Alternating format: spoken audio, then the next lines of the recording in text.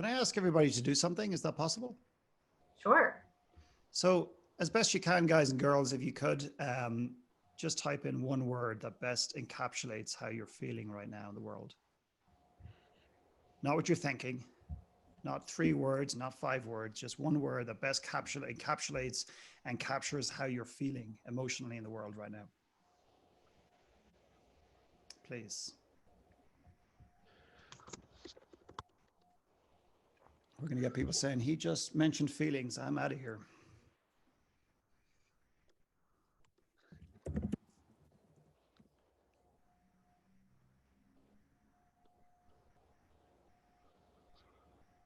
Not the word you think you should write, the word that actually really encapsulates how you're feeling.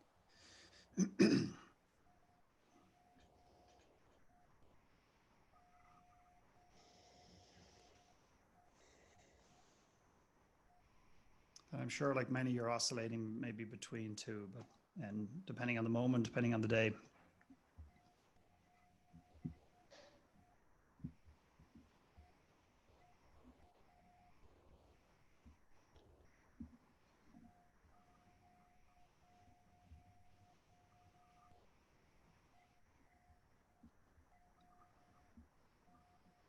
I'm nervous too. I always get nervous before I talk to anybody. Do you want to say hello? It's my wife pretending she's nice to me, bringing in a coffee. She's only doing that for the effect. She's really actually nasty all the time. Thank you.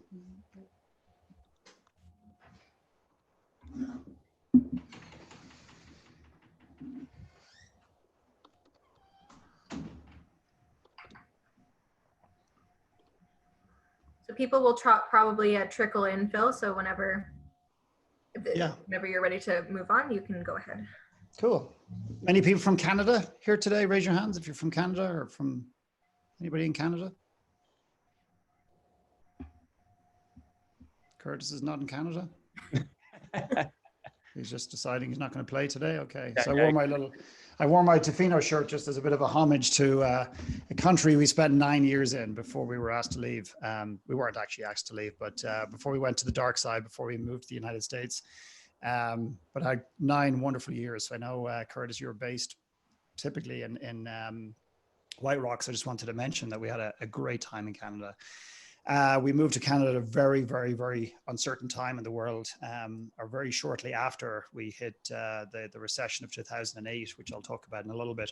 Not the economics of it, but there's always there's sometimes never a good time in life to reinvent and to reimagine what's possible in your lives. So my style, for those of you who don't know me, my name is Philip McKernan, born in Ireland, lived in Canada, as I just said, for 9 years. I'm living in the United States for the last 4. And my style is very interactive typically. So that wasn't a good start when I asked who was from Canada. Either everyone froze or people are just deciding they're not going to play today, which is going to make this really awkward for me because I'm not a big fan of just listening to my own voice for hours, despite the rumors going around. So I really would love some interaction, some questions. And if I have some insights into those questions, great. And if I don't, I'll be straight up with you and I'll tell you. Just for the record, I asked people to come in when they joined just to put a word that best encapsulates how you feel in the world right now. And I'm sure it oscillates between certainty and uncertainty and nervousness and excitement. And those two are often very, very tight together. And we mix the two up often in the world. Optimistic and so on. People put here positive, lost, exhausted. Exhausted is a big word. And is it exhausted in today or just exhausted in life up to today? Often it's not until we stop on our mat in yoga do we realize how exhausted we are in the world. So exhaustion can be something that's been progressively building for quite some time. And I want to speak about that. So my plan today is I woke up at 6 o'clock this morning. I took out my notepad and I started creating, building on some stuff I've already shared with different groups, maybe even some people in this group, and some stuff I'm witnessing in the world. And I have a little bit of an outline here. And I've also got definitely 2 questions I want to leave you with to consider, maybe 3 questions depending on the energy of the group here today. A lot of my work is working with people in transition. So people who are trying to reinvent their lives, successful people often who have built a business, got to the top of a mountain and realized, actually, I don't have the associated emotions and feelings and sense of fulfillment that I thought I would have when I built this business.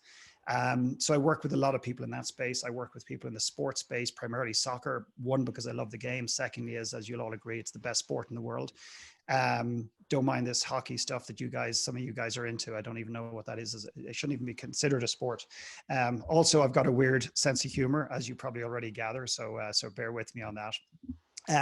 But I work in the world of soccer, and really it is they call me the mental guy or whatever. It's nothing to do with the mind. It's actually to do with the heart and the soul. It's the emotions that are oscillating around the world of football. It's the emotions that people are navigating, are not navigating, as the case may be. And the reason I asked you to kick off with a word here today, and it's typically something at any retreat that I run, I start off the morning, almost every morning, just asking people how they feel. Because if we did nothing else on this call, you might be disappointed. But if we just basically shone a light on how you're actually feeling, and we actually gave ourselves permission to name how we're feeling, and we can speak that into the world, that actually is enough often to sustain us and actually creating a bit of momentum in our days. I think men are blamed a lot for this, but I think men and women are both equally guilty of this, but probably a little bit on the male side. And we have this feeling, and I'm not picking on people who said optimistic or positive or great or whatever, but I think we have a tendency to kind of put that foot forward, like, how are you? Well, I'm busy, but beyond busyness, how are you? I'm great, I'm fantastic, I'm whatever. I know my brother, who I love to death, we call him fantastic, because no matter what's happening in the world, no matter what time of the day, the morning or the year you meet him, everything's fantastic. And the problem with being fantastic is everything's fantastic until it's not. And he has 3 beautiful daughters. And when you meet them, you ask them, how are you doing? And they say, fantastic. And the challenge with being fantastic all the time is it's not sustainable and it's exhausting. And the second thing is that as a father, you would like to think when your children have a challenge, they will come to you. But if you give off this aura of being everything is fantastic, I wonder how safe you are as a leader, how safe you are as a parent to come to with any challenges that you have. So I think just shining a light on how we're actually feeling, I think is really, really, really misunderstood in the world today. And the one thing I'm doing every single morning, sorry, that's not true. That's not actually true. Every couple of mornings, I'm not a regimented guy that has to do everything at 7 o'clock in the morning. A lot of that's around, a lot of that's around routines that support, but also a lot of that's around control. And I'm finding people who control more or have tried to control more in the world today are being rattled more than most, because the construct, the scaffolding they've created around the building of their lives is being rattled with all the uncertainty. So, but in the mornings, what I'm doing is every 2 or 3 mornings, I'm just taking time to just, sit in silence and just ask myself the following questions. One is, how am I actually really feeling? What is that a real emotion that is emerging for me? Where in my body is it manifesting? Like, is it in my heart? Is it in my solar plexus? Is it in my head? Is it my back? And then asking that emotion how old it is. And I want to speak about that in a few moments, about this idea that a lot of the emotions that we carry are old. And then also I asked this really interesting question. I said, what are you trying to tell me? What are you trying to tell me? Are you telling me to rest? Are you telling me to get up and do something? Are you telling me to have a conversation? Are you telling me to be courageous and bring something into the world that you're afraid to bring into? What are you actually trying to tell me? And if you're patient with that, I promise you, your emotions are always trying to tell you something, always. But we've given way too much credence to this thing called our mind and the intellect. So what I want to talk about, and, I'm going to just assume that when I spoke, Curtis, to your group before, there might be some crossover here, but I'm going to assume that, it's a different group. But I have created some conversation here that is very different to the last one, if you guys were a part of that. I have a quote here that busyness is not the antidote to anxiety. Busyness is not the antidote to anxiety. And a lot of us, and by the way, this conversation, is for the heads up, might feel insensitive. Okay, because there's a lot of people out in the world are saying and almost implying that we shouldn't be positive, that we shouldn't be energetic, we shouldn't be optimistic. And it's not said like that, but there's almost this feeling. Like, I spoke to an entrepreneur recently whose business is absolutely killing it, and he makes home fitness equipment. And it's almost like he was sheepishly telling me that his business is doing well. And I said, why are you being apologetic? And he goes, well, I'm afraid to say things are going awesome because there's so much sensitivity in the world today. And for those people who may see this recording in the future or on the call today, my intention is not to be insensitive. There is real carnage in the world. There is real pain in the world. There is real loss in the world. A client of mine I did an interview with recently said in Italy, he said that some families are contacting the local hospitals and asking if they could just drive the coffin past the apartment building where the family lives so they can at least see the coffin to pay homage to their mother or their father. I mean, that is horrific. But at the same time, there's also an opportunity to stand up and to lead in this world today. And I'm not going to be apologetic in terms of the opportunities that I see in the world today. So I want to name the pain that's going on in the world, but I also want to look at what I can do or what we can do individually and collectively to actually help as many people as we can in the world, to be a better leader, be a better mother, be a better father, and impact the world today. And I think one of the best modalities, and I'm not just saying that, is the one thing that a lot of us tend to give up when we're contracted and we're stressed is our fitness, our mental state. And that's why I love the fact that you guys have brought this online, Curtis. I know that has been, I can only imagine how hard this journey has been to reinvent your business. And I think it takes extraordinary courage to stand up in a time where most people are lying down because they're beaten down or they don't know what to do.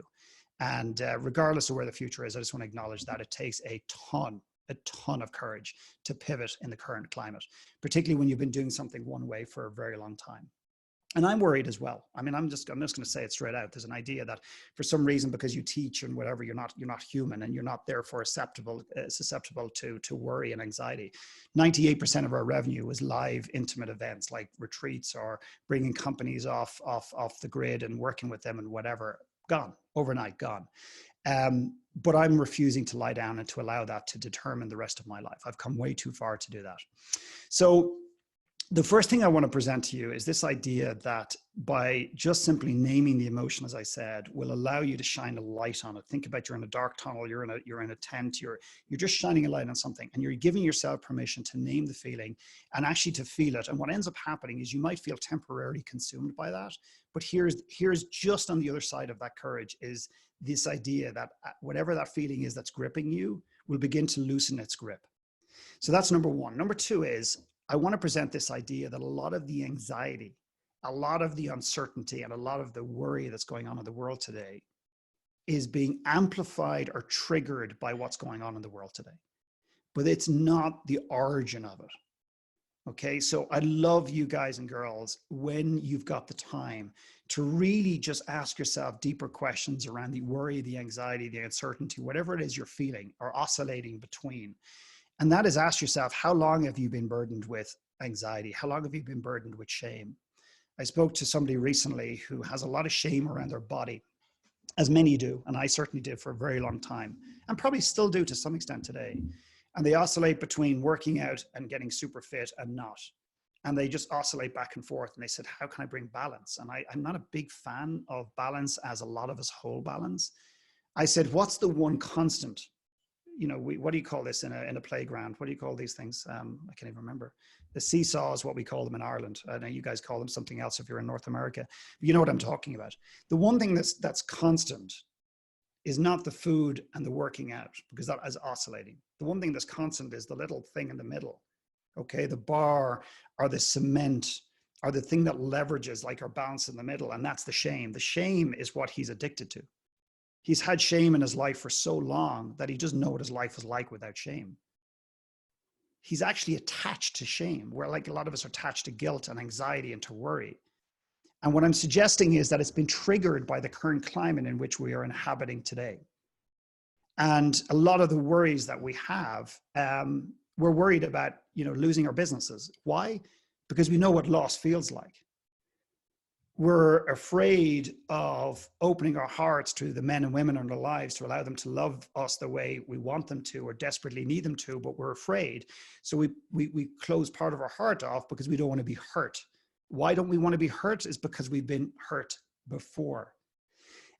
So if you're honest with yourself, many of you will find that if you look at the amount of anxiety or uncertainty that's going on in the world today and your associated emotions to that, yes, there's some real realities and pains today, like I've cited, But the reality is a lot of that has been triggered by stuff that's happened in your past. And the example I would use for this is a gentleman who said to me recently, an entrepreneur, he said, you know, I'm living out a lot of the same patterns of scarcity that emerged in the recession in 2008. And I said, no. I said, you are living out a lot of the patterns from your childhood, which emerged in 2008 and then re-emerging in 2020. So if he goes back and looks at his association to money and failure, and most likely there is some type of failure around money that he witnessed as a young child, whether his father lost his business or his mother lost her job or lost her business, whatever the situation is.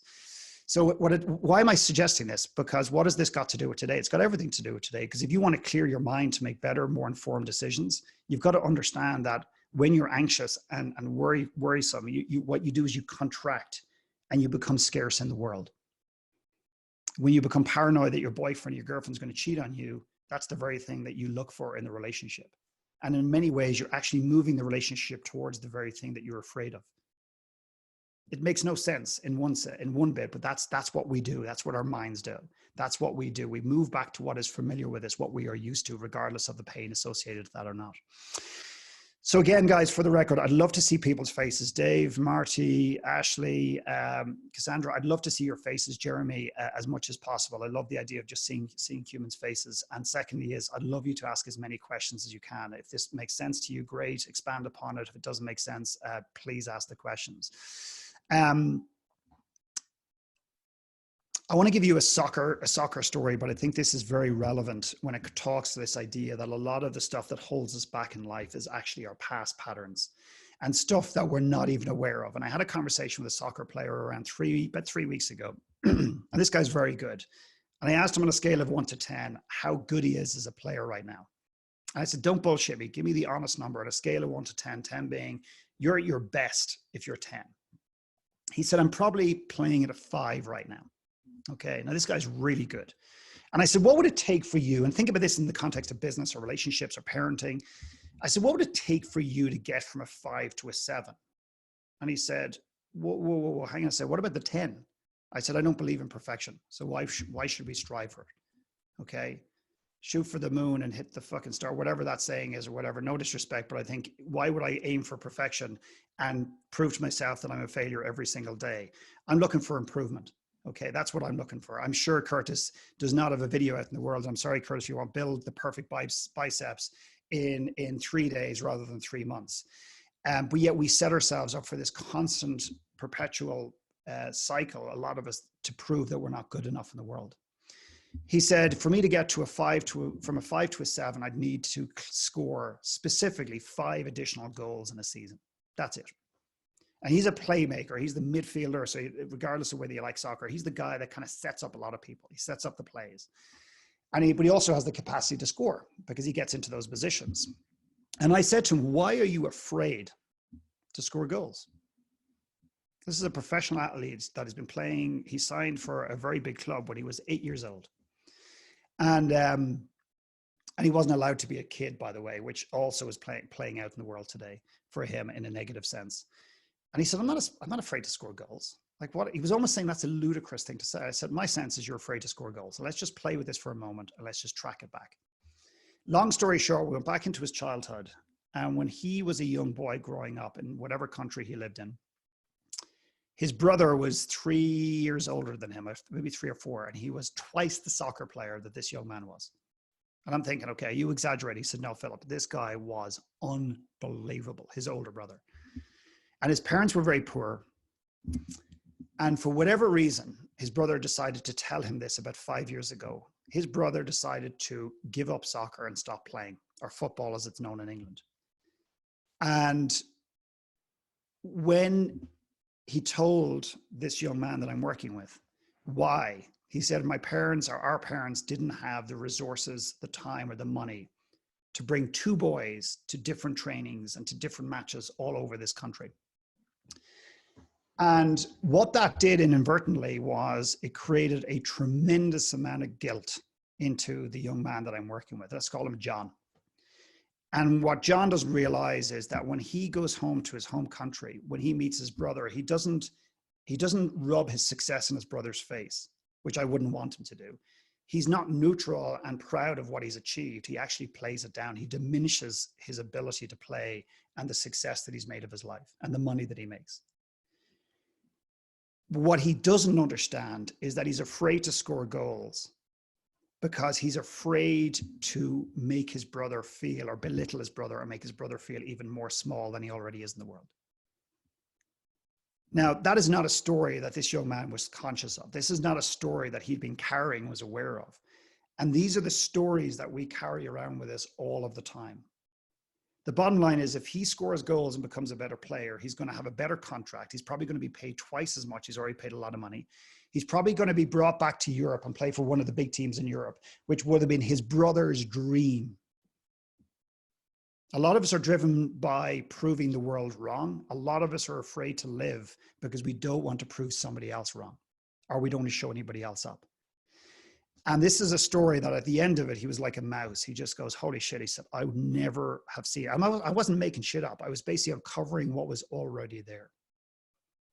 Now, what is this going to mean? Is this young man going to go out and score 5 more goals in a season or 10 more? I have no idea. All I'm saying is by shining a light on the story that he was unaware it was there will allow him to begin to reimagine who he wants to be as a player and to make the choices rather than being subconsciously driven to be a smaller player because he doesn't want to embarrass his brother.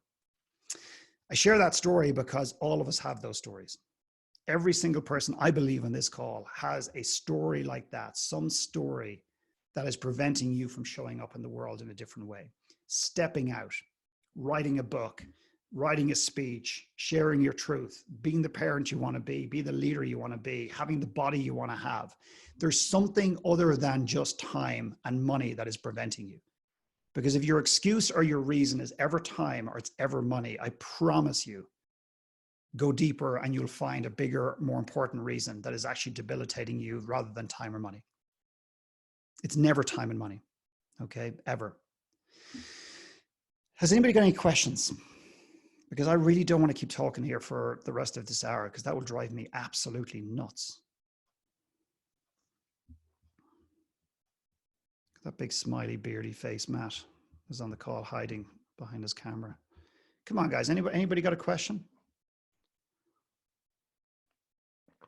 I'll take that. I'll take that very personally as if you're not interested. No.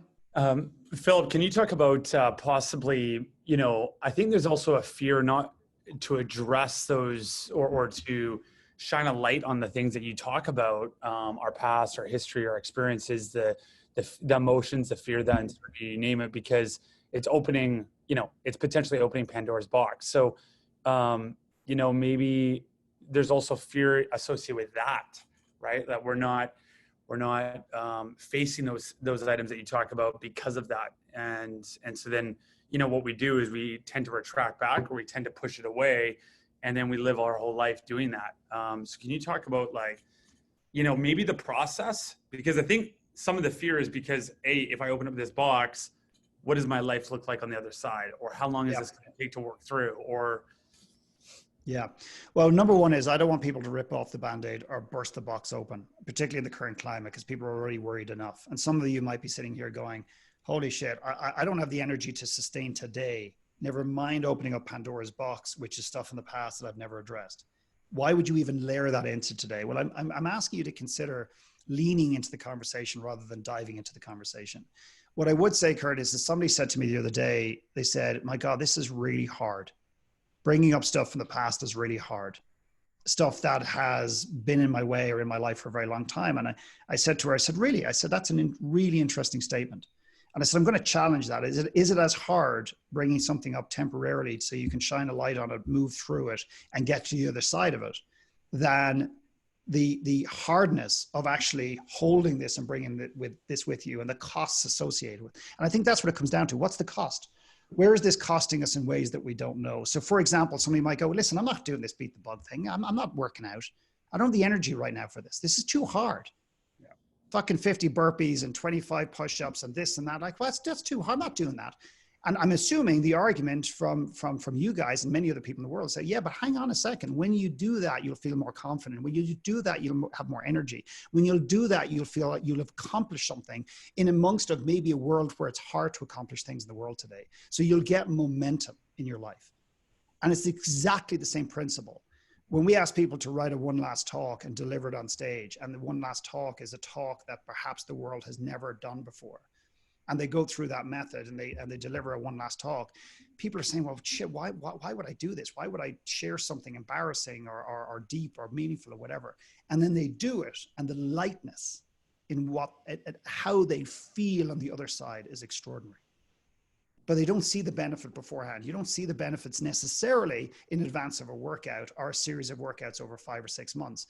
And then suddenly 5 or 6 months later, you've lost 2 or 3 inches. You feel stronger. You feel confident. You feel more competent in the world. But I would ask people to be very gentle with it. But again, I'm asking people to be open. And the primary reason I'm suggesting this is just come back to this point that a lot of the anxiety, a lot of the frustration, like people on their 40th birthday, their 50th birthday, their 60th birthday, when they're semi-depressed about their age. Anybody got an issue with your age? Just be honest. Just raise your hand. Anyone got an issue with their age? Nobody? Yeah. Okay. A couple of people. I'm going to say this respectfully. I'm not telling you, but I'm going to ask you to consider it's not the age itself. It's what the age represents. It's, are we actually living? Have I lived for the last decade? Or is it because I'm 40? Am I living? Am I showing up in the world? And we've all heard the thing about you get to heaven's door, hell's door, or whatever, and you meet the person that you could have been, or other variations of that. And I think that's one of the unnecessary tragedies in the world today. And again, the circumstances are a little different at the moment, is that we don't fully live, that we get by, and we don't express ourselves. We don't speak our truth. We don't show up in the world. We don't. And that's why I love these X Factors and all these. I know they're completely sensationalized. I know they're completely out of a Hollywood book. But when somebody gets on and works in a phone shop, and he gets up and suddenly he sings opera like Paul Potts is, I think, your man. I just think that untapped potential in a human being is what I'm obsessed by, like obsessed by. And I've been very fortunate to work with tons of people who have come out the other side and actually done stuff that they never imagined they do, but I believe have always been destined to do deep down in their heart. And I'm suggesting that because I think this is a great time to reinvent. In 2008, in the worst recession, certainly in modern times, I set up a coaching business in a country called Canada, which of course many of you know, or many of you are sitting in a country I didn't know anybody. And I'd love to tell you that I was inspired to do so. I finally hit a threshold where the pain of not doing what I was here to do finally caught up. And I said, fuck it. And I stepped in and I launched a coaching business. And I'm telling you, crickets. There was nobody lining up my door. I didn't have Zoom. I didn't have Facebook. I didn't have any way of expressing that this is what I wanted to do. I finally got one client. I finally got a second client. And I would sit for days and days and days in North Vancouver on the Esplanade, looking up at that mountain up at Grouse, sitting there trying to stay professional, but actually wanting to phone my 2 clients every day because I was so fucking lonely. I mean, a lot of people would see today as being the worst possible time in the history of mankind to even dream about what's possible on the other side, never mind executing on it. And I completely disagree. I think when there's a lot of uncertainty, this is the time to grab something and give it a go, give it a lash, as we'd say in Ireland. Any other questions before I move on? Yeah, Philip, you mentioned, and I wrote it down here, you said busyness is not the antidote for anxiety. Yes. I wonder if you can just expand on that. Yeah, I mean, personally for me, what I've realized through this whole crisis is 2 things. One is, despite what I've been told publicly by many people, I have never really been the parent I think I'm capable of being. Okay. And I feel literally the emotion of that, the heaviness of that. And yet I know I'm a very good parent. I always had the sense there was another level. And when I go back, I'm sorry to jump back a little bit, but there's a very important point here. When I go back into my past, I realized that, as much as I wanted to tell this story that my hero, my father, was always there and he was amazing, He wasn't always there, and he wasn't that amazing. He was a great father in many ways, but he wasn't as present. So therefore, it allowed me to be compassionate about my sometimes kind of challengedness of being present for my kids as much as I'd like to. As a result of that, I think what I did was, like a lot of men in particular, is they're not busy, they're not workaholics because they're born with some other gene. I'm sorry, they're workaholics because they don't know how to be a father, they don't know how to be a husband, they don't know how to be a boyfriend, they don't know how to be in life without attaching their identity to something else. So what I've learned about myself is I've become the father I honestly never imagined I would be, in the greatest crisis, some would argue, that we have seen in modern times. But a lot of people, and the second thing I've realized is the amount of unnecessary travel that I've done in my life over the last 4 or 5 years. Now I can justify it. Like, we're brilliant at two things as human beings: justifying, rationalizing, justifying things, or sorry, staying busy and then rationalizing and justifying why we do it. And we're just super good at that. And I can sit here in every conference I had to speak at, and I had to do this, and I had to schmoozle and meet people. It's bullshit. It's just the story I was telling myself. Yes, I had to be out there, but not as much as I did. But I think what a lot of people are finding in the world today is they've been super busy. And I think if we're really honest, many of us can look at the busyness that we've created in our lives and ask this question without judgment: was it necessary? And that busyness, another great question around busyness is, what did that busyness allow me not to do? What did that busyness prevent me from falling into? What did that busyness keep me from stepping into? Because I also believe that when we're anxious, we stay busy and we do and we do and we do. For example, a very minor example of busyness, when you're feeling out of sorts, is getting into your car and turning the radio on. A lot of people can't even get into the car without the radio on. They can't handle the silence. They can't handle the space. And I wear this t-shirt of Tofino. I specifically picked this morning as a little homage to Canada. And I don't normally pick stuff like this. I don't ever pick a top intentionally. But also, Tofino was my place to go and take 2 days every quarter for Philip McKernan to take space, which at the beginning was horrendously difficult because a lot of us don't want to be with ourselves. So there's two things. One is we stay busy because we don't want to face other things that are just simmering under the surface: anxiety, frustration, anger, joy. Well, I don't anything, right? The second thing that busyness does is it prevents us from stepping in and writing that book. And I'm just using a book as an example. Forget about fill in the blank. From stepping in and being the lover that we can be, stepping in and actually falling into some relationships, stepping in and being the parent, fill in the blank. There's always some artistic expression within the human psyche that we are often afraid to step into. And busyness allows us not to do that. So I would say to people like who admit that they're too busy, and they go, I'm too busy, and it's honestly, it's not sustainable, and I just intuitively feel it's off. And then I would ask them the question, what's the upside of busyness? I go, what do you mean the upside? I've just told you that I'm too busy, and there's no upside, that I'm stressed and I'm this and that. What's the upside of the busyness? What is the busyness allowing you not to do in this world? And I promise you'll find something. Well, there's this speech or this conversation I've always wanted to have, or I've always wanted to do this trip, or I've always wanted to, bring 10 people away and climb Kilimanjaro. Okay, well, why don't you do that? Well, it's not the right timing, and who am I to do it anyway? I mean, I'm not like Curtis. I don't have a big network. I don't have a company, and I don't have the beat the bug, community. Okay, so why aren't you doing it? I just told you. No, you didn't tell me. Well, it's wait till I get my book out, then I'll have a market, and then I'll have a group of people, and then they'll all come back to me, and then I'll be an authority, and then I'll be able to wave my flag and say, you see, I've written a book, so therefore I'm an expert. What are you really afraid of? What you're afraid of is sending the email out to your list because you're afraid they're all going to say no. You're afraid of rejection. You're afraid you won't be loved. You're afraid you won't be liked. That's the human condition. When you get it all back to the basics, that's why a lot of us shy away from the world, because we're afraid to step out and be judged. When people ask me, how do you, I want to coach in the world, what do you do and how do you get on those stages and speak in front of thousands of people or fill in the blank? And I go, one client. And then they go, okay, great. And then what they do is they go and find one client. They take on their brother-in-law. They start coaching their sister. They find the very person in the world is never going to listen to them. So they can validate a story that, you see, not meant to be a coach. That's what we do. So if I could just, if it's okay, expand on that. So is there a difference Absolutely. between finding yourself or creating busyness? Is there a difference between that and occupying your time?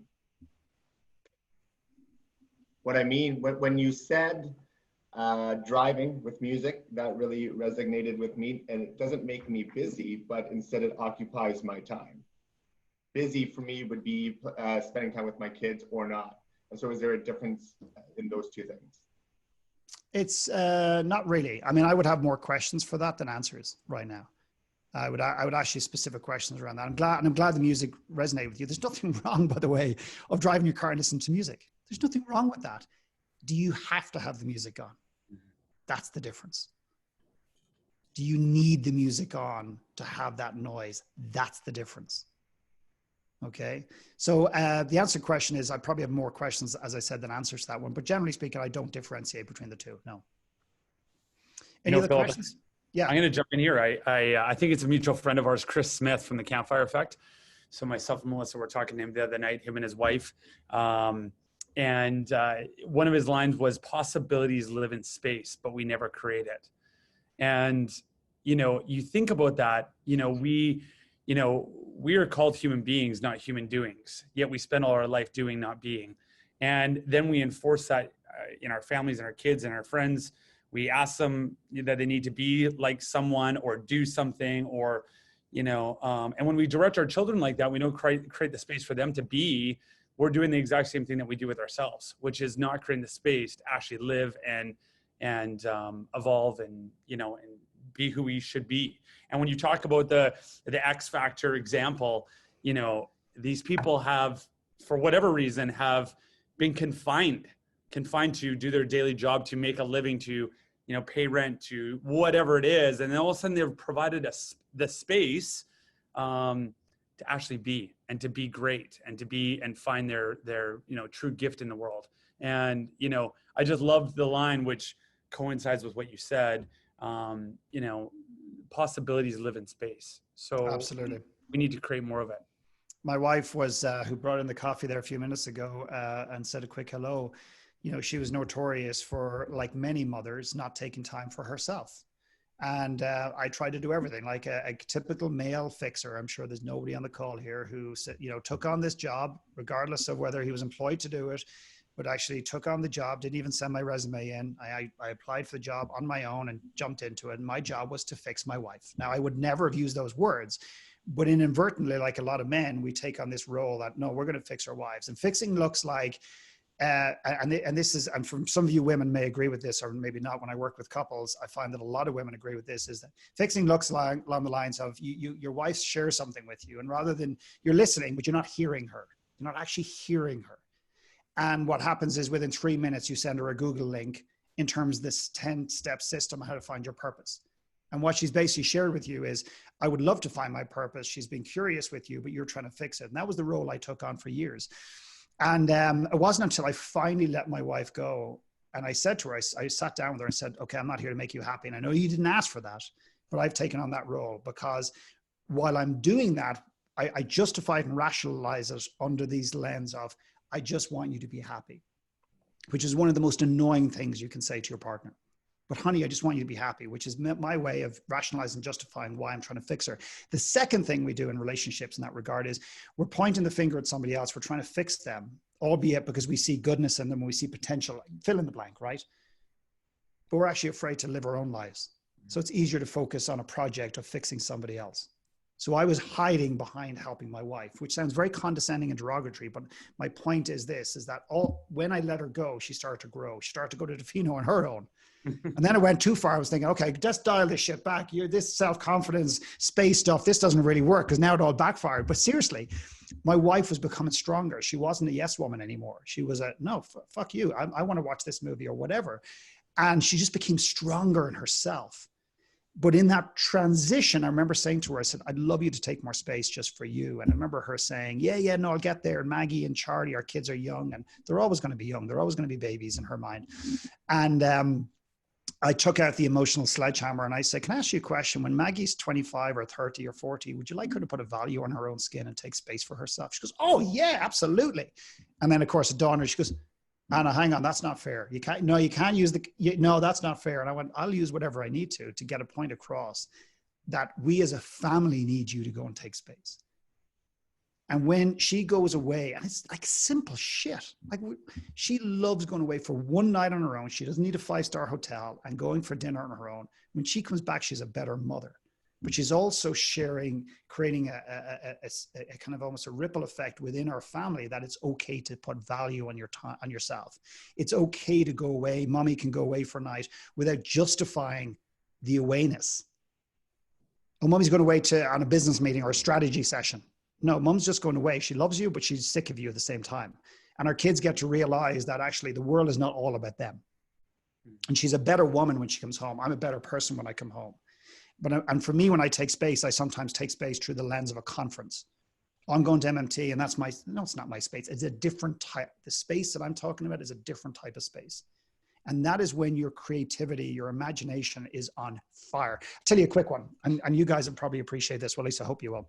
Some of you don't look very enthusiastic right now. Enthusiasm, by the way, is always optional in life. Okay. You don't have to smile. Don't give me any love. It's fine. I'll talk to my psychiatrist after this and I'll get a hug. But anyway, I worked with the Outdoor Association of America. So Patagonia, North Face, all these different guys sent 40 leaders to this retreat. And they brought me in for 3 hours in the first evening. And long story short, one thing I asked all of them is I said, what is one thing that you've stopped doing or have given up because it didn't have productive value in the world? And they were all looking, and I created some context around it. And then I asked them to write it down. And the guy from North Face said, rock climbing, right? The guy from fucking North Face said rock climbing. And I remember working with a guy one year, and he says, it came out. I said, you play music? And he goes, yeah, I play the guitar. And I said, so you're a musician? He goes, no, I'm not. And I said, but you play the guitar, you're a musician. He goes, yeah, but I've never been paid to do it. I went, oh, I never got that text from the universe or that fax from the universe that said you need to be paid in order to give yourself permission to do something you love. So my question for all of you, and I realize there's certain constraints, some of us are restricted to home, et cetera, et cetera. What have you given up over the last 4 or 5 years that you love, but it didn't have any monetary value or productive value in your mind in the world, so you stopped doing it? Or what have you not taken up that you've always wanted to take up as a creative expression, like painting or whatever? I'm telling you, everybody has something. My experience is every single person I've ever asked this question to has something they've stopped doing because it didn't have commercial value. And that they say to themselves, they'll get back to once they build a business, once they have enough money. But here's the kicker. When I went around, everybody had one. And the irony of it is I asked 5 people in a row from different outdoor organizations. And every one of them stopped doing this 5 years ago, taking photographs, rock climbing, fishing, I think. And there was 2 others I can't remember. And I asked them to go back and said, how were you when you did those things? Oh my God, I was creative. It rested, self-nurtured, like all these deep, and we talked about the idea that you're at your most creative when you're giving yourself time to do stuff that doesn't seem to have value in the modern world. And then my question to them, well, actually it wasn't a question, it was an obnoxious statement. I said, how dare you deprive the world of that? How dare you deprive your children of their dad giving himself time to nurture himself so he's not a grumpy bastard every week at the end of the week? How dare you deprive your children of that when you want to paint and that you feel as a mother you shouldn't do that because you're taking away from your child? How dare you deprive your kids of that opportunity? And you can understand, if you haven't already got there, a lot of people judge me and dislike me for my approach, but that's my truth. And they needed to understand that they're depriving not just themselves, but other people around them of their best creativity. I took a day off yesterday. Fucking day off in the greatest crisis my business has ever faced. A day off. And I climbed a mountain. You'll see it on Facebook if you follow me. I climbed a mountain over here and I came over the top of that mountain and it was awe-inspiring. Can I tell you on a spreadsheet what difference that's made in my business or my life or no, but I can tell you I feel different this morning. I feel, despite all the noise and all the overwhelm of holding space for thousands of people, literally, there's 600 people tomorrow I'm on a conference call with. I'm overwhelmed, and I'm feeling the emotional overwhelm in the world. But at the same time, I'm going to nurture myself because I can be at my best as a human being when I do that. Any other questions before I want to give you a couple of questions to sit with when we leave here today. I want to share something that actually is inspired by my time in Canada. I wanted to, anybody in a relationship with a partner, intimate relationship, raise your hand. Okay, quite a lot of people. And I want to just share this because I think this is just something that this is just played with the last couple of days. So this is very new for me. I haven't formulated this in my brain yet and in my heart, but it's something that's coming up, is that I feel that in relationships, we have secret ambitions. And these secret ambitions, we haven't articulated to our partners, or we think we've told our partners. So for example, a secret ambition could be, I want to move back to Ireland, but I'm afraid to say it to my wife because she loves North America and so on and so forth. And I think I've said it to her, but I haven't really said it to her. And I feel that every single person in a relationship has a secret ambition. You're living in White Rock, but your wife actually wants to move to North Vancouver. And her mother lives in Saskatchewan and she wants to move there. Anybody from Saskatchewan? No, you don't want to move to Saskatchewan regardless of whether your mother's there or not. That was a bad joke. I always pick on Edmonton, poor Edmonton. As beautiful as the people are, no one should live in Alberta, even with the oil sands. And we have these secret ambitions, and we're not speaking our truth around these ambitions. And even if you're not in a relationship, I often meet people who are single, and I go, do you want to be in a relationship? Well, I'm kind of sick of men and I'm sick of women. And I go, do you want to be in a relationship? And it's almost like dragging blood out of a stone to get them to admit, yeah, actually, I want to be in a relationship. And just admitting that is a huge hurdle for a lot. And where these secret ambitions, and I worked with a gentleman who will remain nameless, but he created a very, very large snack company. And his mission was to create healthy snacks for kids. And he said to me, Philip, can you explain to me why every morning I come down and my wife is pouring the worst, sugariest, shittiest breakfast, like the Kellogg stuff that has all the frosty shit on it and it's yellow and green and like the worst stuff you can imagine she's given to my kids. And every morning I walk into that kitchen, I'm angry. Why does she do that? And I said, well, I'm not going to answer that question. I don't know your wife. Why do you think she does it? She says, well, maybe she just doesn't understand nutrition. I said, well, that's bullshit for a start, because let me guess, I guarantee you've sent her at least 3 articles in the last couple of months. You may even have bought her a book on nutrition, and you've probably even offered to sponsor her going on some nutritional course. And while I was exaggerating, he goes, yeah, you're 100% right. I have sent her so many links on you shouldn't give sugar to kids and everything else, and the cost of sugar and everything else. And I said, so I just sat back to this. And then he looks at me and goes, well, come on, expand. And I smirked, and he goes, you're not suggesting she's doing it on purpose. And I said, God forbid, no relationship has ever had something like that ever happening before. No woman has ever done something to annoy her husband in the history of relationships. I said, of course she's doing it on purpose. It's just so coincidental that the one thing that pisses you off amongst everything, she's doing it every single morning, she's poking you. And he looks at me and goes, but why would she do that? I said, I don't know. You're not listening to her. You're not hearing her in some aspect of her life. She wants to do something. She has a secret ambition, and you're not listening to it. Or she is trying to tell you in 50 different languages. She's even tried to tell you in Mandarin, but you don't understand Mandarin. She is trying to tell you, and there's 2 issues here. One is she's not being honest with herself and him. She's not saying, hey, I want to live in Africa. Hey, I want to do this. And the second is he's not creating an environment for that to happen. I believe that every couple have secret ambitions, that they're not speaking their truth to each other, and therefore they leave the dishwasher open. So you walk around the corner and you walk into it. I'm exaggerating to make a point, although I could see definitely Melissa doing that with Curtis 100%, because he's very, very frustrating on occasions. And I'd love you to think about what are those secret ambitions that you have, even if you're not in a relationship. What is something that you've wanted to do for a very long time, but you're afraid to even say it into the world, never mind do it? And I'll give you a quick example. I worked with a man years ago, and he came to me and he wanted to build a real estate portfolio. And day one, I said, I said, cool. Like, just the way he spoke about it, I felt his energy. I'm thinking, this guy's full of crap. He does not want to create a real estate portfolio. And I finally said, listen, let's talk about other things in your life. And eventually I got to a point where I pushed his buttons enough where he said to me, Philip, I just want to be very clear. So this was one of those I'm the client moments. And the client is always right, he was hoping, which I think is horseshit. And he said, I just want to be really clear. I came to you because I want to build a real estate portfolio. And just want to let you know why I'm here in your coaching program. I just want to just get back to that. And I said, great. And I said, let me just remind you, I'm here to make sure that if you're building something, it's a real reflection, an extension of the essence of who you are. I don't give a fuck if you want to make money, you're in the wrong room. You want to make money doing something you love. That's what because I know the cost of chasing money and doing something you don't want to do, and the assumption that at some point you can come back and do the thing you want to do when you have enough money. I know what the cost of that is.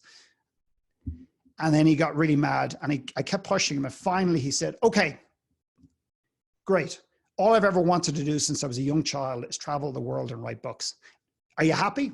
Can we get back to the real estate stuff? And I said, buddy, we ain't talking real estate for some time until we explore every possible avenue that exists on earth, and even the ones that don't exist, until we exhaust the idea of you being an author and traveling the world. So then when you look back, you have no regrets. You've tried it all. I've tried it. It's no, you haven't. I said, you're angry, you're pissed off, but you haven't tried everything. What is he doing today? That was a question. Probably in writing. No, real estate, massive real estate portfolio, and he's depressed. No, he's not. It was a joke. All he does is write books and travels the world. Now, is his life perfect? No. And if I told you it was perfect, you probably wouldn't believe me, because it sounds like some sort of cliche story you do when you're about to sell your coaching program, which I'm not. Okay. The point is that all I believe in is this, is that we need to give ourselves permission. Just give yourself permission to fucking try something outside of what you do every day, something you've dreamed about and thought about. And I'm going to give you one last story, and then I'm going to give you, we've got till 9 o'clock. I've got 4 minutes. Actually, I'm not going to give you that story because I don't have enough time. I want to honor everybody's time here. I want to give you a couple of questions to consider, and you can consider them in real time right now. So the question is basically building on what I talked about, and these are questions that I love. I love creating questions. I think meaningful questions can really disarm us, and they can take down our defenses, and they can penetrate us in a different capacity.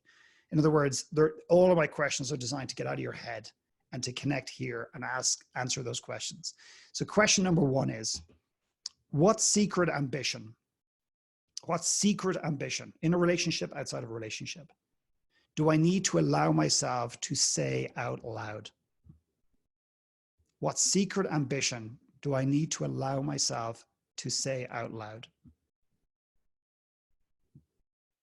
I want to have a baby. I want to be in love. I want to open my own business. I want to be promoted. I want to speak my truth. I want to I want to write a book. I want to create a podcast, whatever it is, fill in the blank. And it doesn't have to be something super elaborate, like, speaking in front of 10,000 people or writing a book, a New York Times bestseller. In fact, I love the subtle ones. They're way more powerful, because those ones tend to be egotistical and they tend to almost require external validation. That's not the ones I get excited by. So what secret ambition do I need to allow myself to say out loud in the world? The second question is, and I love this question. Okay, I created this question about 2 weeks ago, and I spent hours on questions. And by the way, if you don't like the questions, so be it. What am I afraid to fall into? Because I don't want my heart broken. What am I afraid to fall into? Because I don't want my heart broken.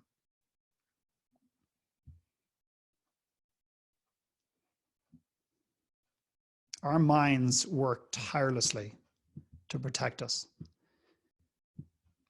Our minds work tirelessly to keep us from risk. I mean, real risk. Not risk that can be mitigated in any spreadsheet. I mean, real human risk. Our minds will try to persuade us to do things to make sure that our heart never gets broken.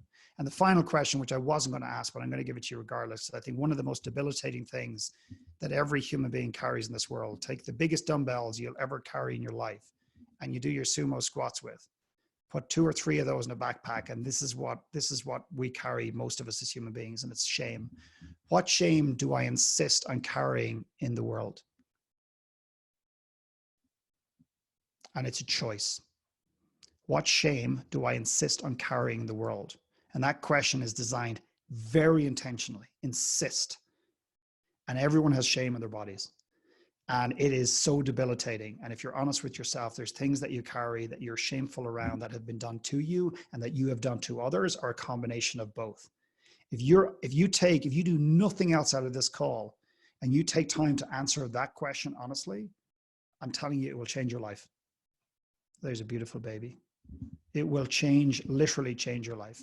So I asked that question. It's a heavy question, not necessarily one that I get excited about asking, but I get very excited about the possibility of what it means to a human being. Okay. So guys, we have a minute left. I just want to maybe finish there. I've got so much more I could talk about, but we'll just leave it at that. And hopefully there was at least something stirred. What I find with, or what I've been told with my work, is it's not necessarily the most inspiring in the moment, but that it can stir something inside of you, a question. It can leave you with better questions and answers. And if you walk away here today with a better question and answer, I believe that there is at least some value in that. And thanks for having me on, guys. As always, Philip, thank you very much. It was awesome. You're welcome. You're welcome. Thank you. See you guys. Thank you for being here. Thank you. Thank you. Thank you. That was brilliant. Thanks, guys.